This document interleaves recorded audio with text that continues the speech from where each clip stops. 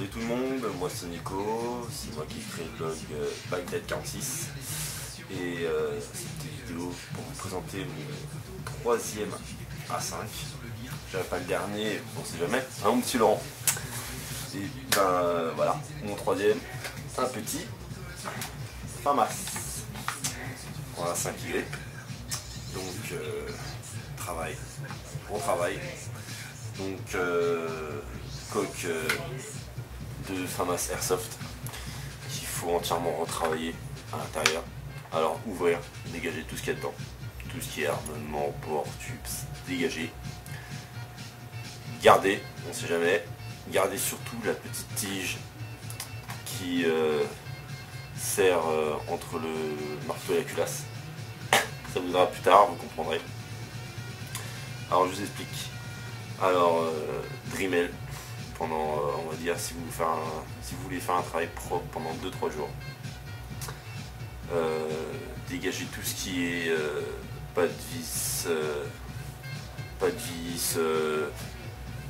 les renforts pour le poids, parce que dedans il y a des poids en plomb, donc tout ce qui est fait pour tenir à l'intérieur, virer, il faut que la 5 passe.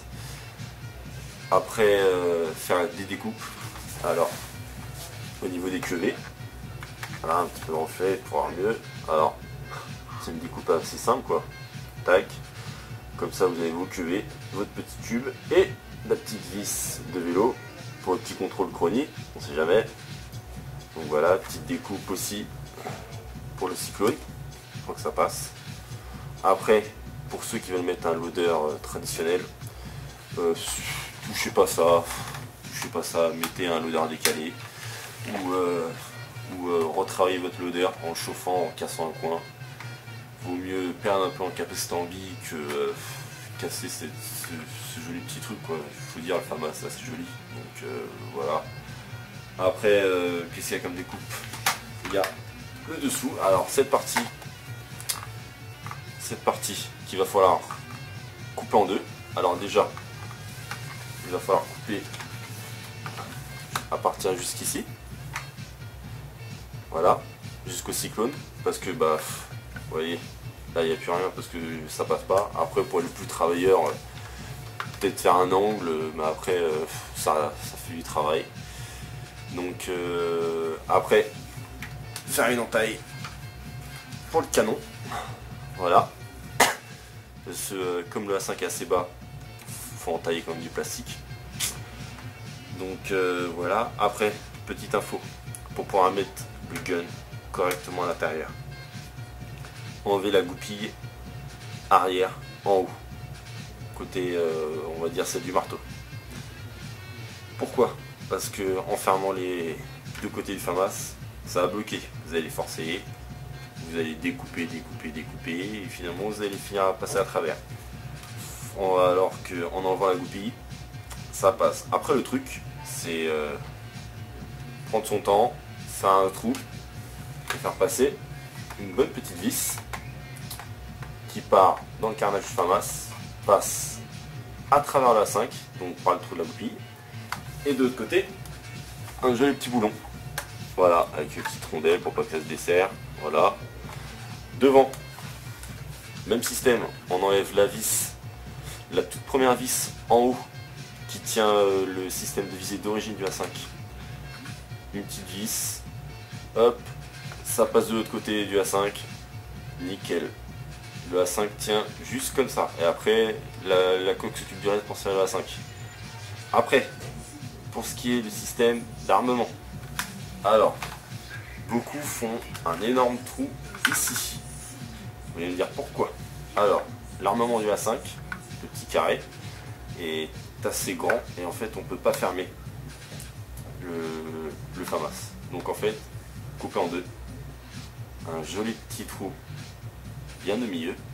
C'est là où vous allez voir que la petite tige que je vous ai dit au début va vous servir. Prendre cette petite tige, la couper en deux, la tordre pour que ça prenne bien les angles, la repasser dans l'armement qui est creux, donc ça vous permet de possibilités pour l'accrochage, et voilà un armement Famas d'origine et pas un énorme trou qui fait passer l'armement du A5 comme j'ai vu sur quelques forums. Donc voilà. Et puis et qu'est-ce qu'il y a aussi?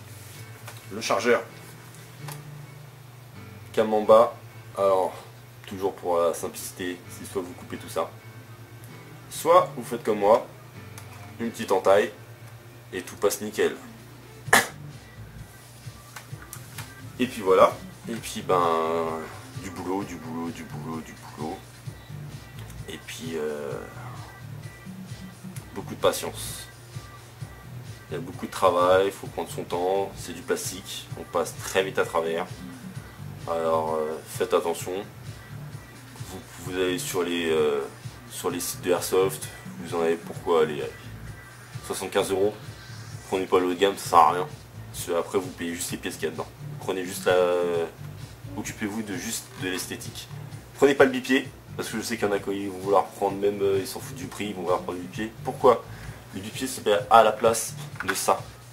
C'est ce qui sert de sangle. Vous allez me dire, on s'en fout de la sangle. Mais de l'autre côté, il y a le cyclone. Ça serait con de percer le cyclone pour mettre un bipied, ça va faire un truc tout décalé, ça fera super moche. Et je pense pas que ça va tenir bien longtemps. Donc voilà. Donc prenez, comme beaucoup de personnes ont fait, le premier, c'est du plastique assez costaud.